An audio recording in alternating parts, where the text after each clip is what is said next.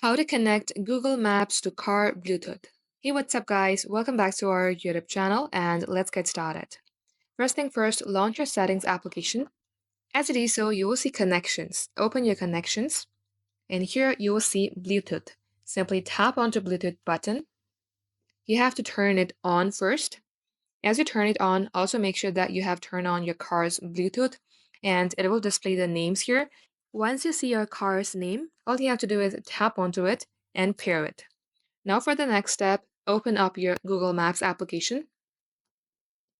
In here, you will see your initial on your top right-hand side. Open it, tap onto Settings, scroll all the way below until you locate Navigation. Under Navigation, you will see Sound and Voice.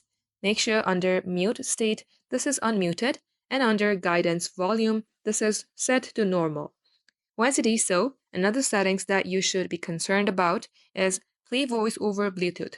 Make sure these three are turned on. And just like so, guys, this is how you can connect Google Maps to your car's Bluetooth. That is all for today. Thank you for watching.